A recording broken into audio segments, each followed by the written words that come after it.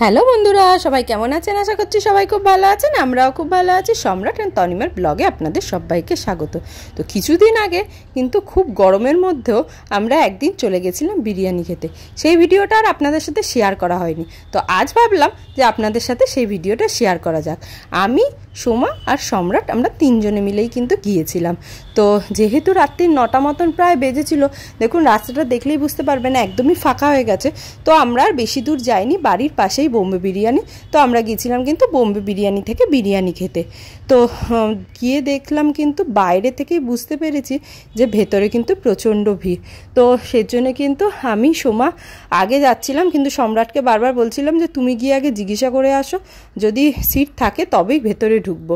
তো তারপরে সম্রাট গিয়ে দেখলো যে ভেতরে 3টে সিট পাওয়া গেছে। তো তারপরে কিন্তু আমরা বসেছিলাম। ওই যে আগের বার আমরা কিন্তু ওই কর্নারের টেবিলে বসেছিলাম, তো এবার আর সিট পাইনি, তাই এবারে কিন্তু আমরা শেয়ার টেবিলে বসতে হয়েছিল। আর দেখুন এখানে আমার এই ঝাড়বাতিগুলো এত সুন্দর লাগে যে আমি না যখনই যাই তাকিয়ে থাকি। যদি আমার বাড়িতে জায়গা থাকতো তো একটুখানি লাগিয়ে দিতাম। আর তারপরে দেখুন আমি, সম্রাট, সোমা তিনজনেই কিন্তু বসে পড়েছিলাম এখানে খেতে।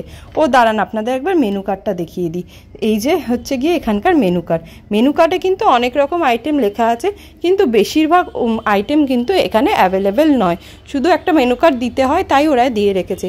এখানে কিন্তু আমরা অনেক আইটেম জিজ্ঞাসা করেছিলাম, বাট কোনোটাই ছিল না।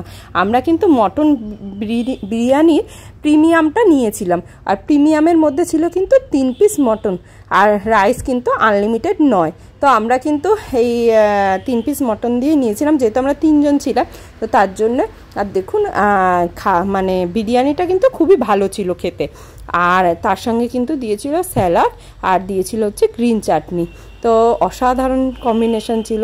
আর দাঁড়ান, এই গন্ধটা না নাকে যাওয়ার সঙ্গে সঙ্গেই জানি আর লোভ সামলাতে পারছিলাম না।